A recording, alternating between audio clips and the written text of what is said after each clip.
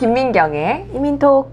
안녕하세요. 오늘 김민경 변호사님과 함께합니다. 반갑습니다. 반갑습니다. 네, 이번에 미국 투자이민 개혁 법안이 올해 3월 15일 바이든 대통령이 서명을 하면서 재개가 되었습니다.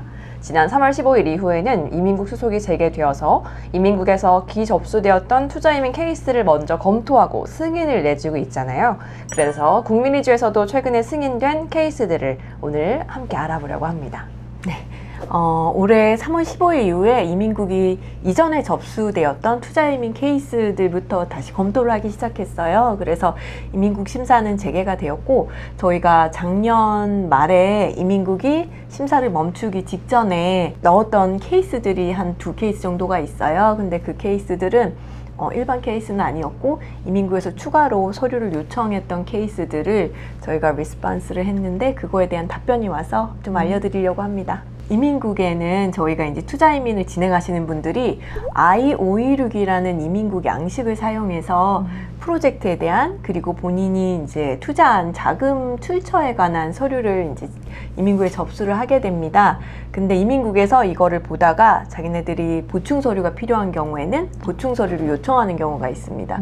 저희가 이거를 이제 Request for Evidence라 그래서 RFE라고 부르고 있어요. 근데 이렇게 RFE가 나오면 저 같은 이제 이민 변호사들이 그거에 대한 리스폰스를 하게 되고, 이민국 심사관은 이거를 심사했을 때 본인이 생각했을 때 한 50% 이상 이 자료가 믿을만하다 그러면 이거를 이제 승인을 내주게 되는데, 저희가 이 기준을 이제 법률 용어로는 preponderance of evidence라고 부르고 있어요. 그래서 이렇게 이제 잘 설명이 됐을 경우에는 이민국에서 승인 통지서를 내주게 됐는데, 제가 작년 6월 달에 답변했던 이 RFE 케이스가 한 2케이스 정도가 있는데, 그 2케이스가 다 승인이 났고, 그 2케이스 중에 한 케이스가 자금 출처에 대해서 이전에 이제 저희가 사용하지 않았던 방법을 사용을 했어가지고 그거에 대해서 좀 소개를 드리려고 합니다. 네, 투자이민을 진행할 때 이민국의 신청자의 자금 출처에 대해 심사를 받고, 이에 대해 이민국이 해당 자금이 합법적인 자금이라고 판단을 하면 이민국 승인이 나잖아요. 네, 맞아요. 이민국이 심사하는 기준은 제가 조금 전에 말씀드렸던 것처럼 preponderance of evidence 기준에 맞춰서 이민국 심사관을 이제 저희가 설득을 해야 되고, 심사관이 이거에 대해서 만족하지 않으면은 애초에 넣었던 이 I-526 서류에 대한 RFE가 나오는데요. 투자이민 신청하신 분들은 이 서류가 이제 본인 집으로도 한부가 발송이 되고 변호사한테도 한부가 발송이 되는데, 이민국에서 이제 이렇게 두꺼운 서류가 오게 되면은 당황을 하시게 됩니다. 네, 놀랄 것 같아요. 네, 깜짝 놀라셔가지고 저희 쪽에 연락을 주시는데, 이 RFE는 조금 당황스럽기도 하지만 좋은 점도 있습니다. 왜 좋은 점이 있죠?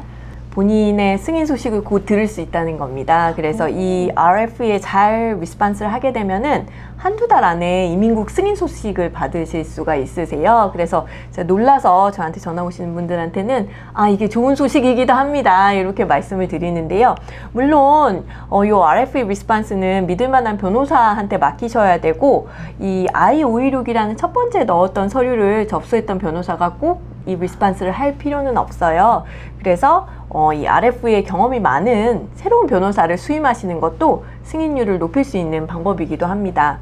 오늘 제가 소개시켜 드릴 케이스도 이전에 I-526이라는 서류는 다른 변호사님이 진행을 하셨고, 제가 이제 G28이라고 변호사 선임에 관한 서류를 이민국에 또 접수를 하게 되는데, 새로 제가 변호사가 바뀌어가지고 이 RFE를 리스폰스 했던 그런 케이스입니다. 네, 어떤 점이 그럼 특별한 건가요? 네, 지금까지 저희가 그 자금 출처에 있어서 투자자분이 대출을 받아서 이 자금 출처를 증빙하는 경우들이 있었어요. 근데 이때 이민국이 폴리시를 내놨는데, 이민국에서는 이 대출이 일어난 경우에는 이 대출에 대한 담보가 제공이 되어야 되고, 또 이 담보물은 신청자의 자산이어야 된다는 규정이 있었습니다. 근데 이제 이 케이스는 I-526이 신청될 당시에 사용된 자금이 대출이었는데 담보가 제공이 되지 않은 대출이었어요. 그래서 제가 이 RFE 서류를 검토하면서 고민을 정말 많이 했었어요. 그래서 이거를 어떻게 풀어가야 하나 하고 있다가 그 이전 케이스들을 이제 찾아보기 시작했어요. 그래서 연방법원 케이스를 살펴보다가 DC에 있는 상급심 법원에서 판결된 Zhang vs. USCIS 케이스가 있었습니다.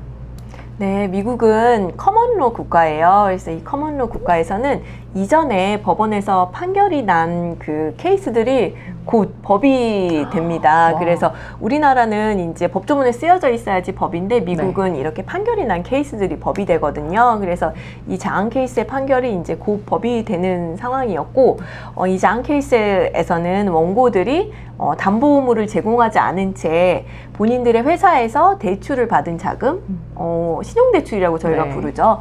그래서 담보대출이 아니고 이 신용대출을 투자이민 자금으로 사용했고, 이민국 USCIS에서는 요거를 이제 거절을 해버렸어요. 합법적인 투자금이 아니라고.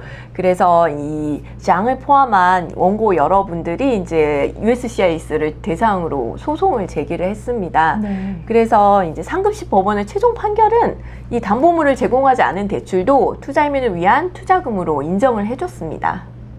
그러면 신용대출도 투자이민 자금으로 사용할 수 있는 건가요?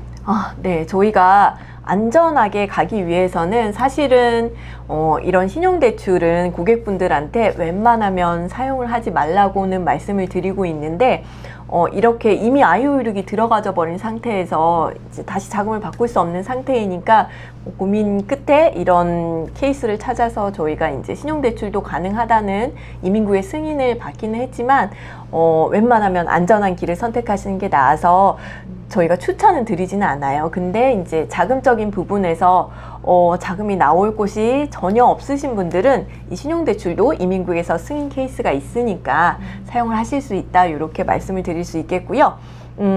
제가 했던 이 RFE 케이스는 심지어 개인에게 신용대출을 받은 케이스예요. 그래서 사인들끼리 이제 신용대출을 받았는데, 사실은 이 신용대출이긴 했지만 빌려준 사람에게 매달 정기적으로 대출 이자를 납부를 하고 있는 상황이었습니다.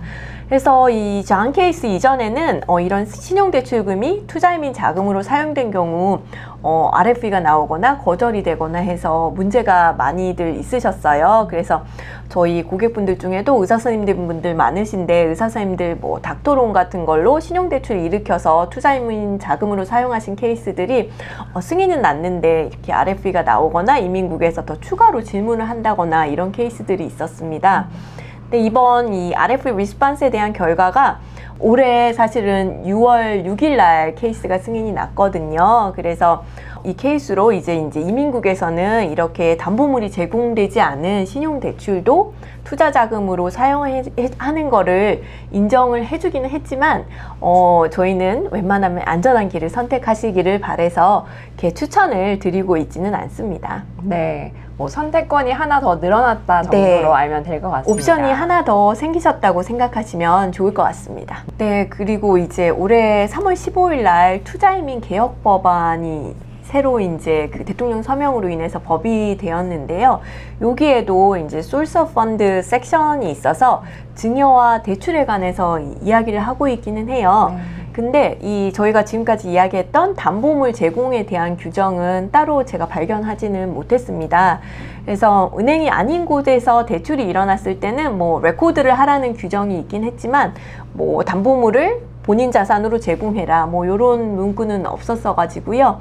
일단은 이민국 승인난 케이스가 있고 법원 판결도 있고 새로운 법안에는 그거에 대해서 터치를 하고 있지는 않아서 자금 출처를 준비하시다가 모자라는 자금이 있고 아니면 출처가 너무 증빙하기 어려운 경우에는 이렇게 신용대출 자금도 한 번쯤 고려해 보시면 좋을 것 같아요. 네, 이제 부득이한 상황에서는 신용대출 자금도 투자이민 자금으로 활용할 수는 있다라는 말씀이시네요. 네, 맞습니다.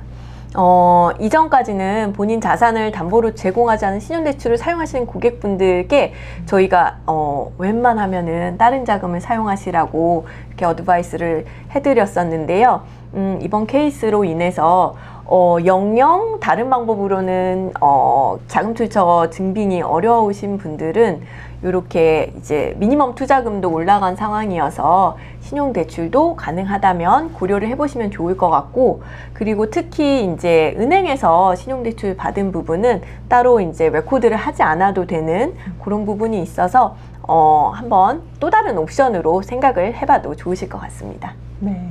네, 그래서 이번 그 케이스를 계기로 뭐 닥터론이나 의사 선생님들 아니면 약사 선생님들 뭐 약사론 받으시는 분들 계세요. 그래서 뭐 다른 자금이 영영 없으신 경우에는 그런 자금을 한 번쯤 사용하는 거를 고려를 해보셔도 괜찮으실 것 같습니다.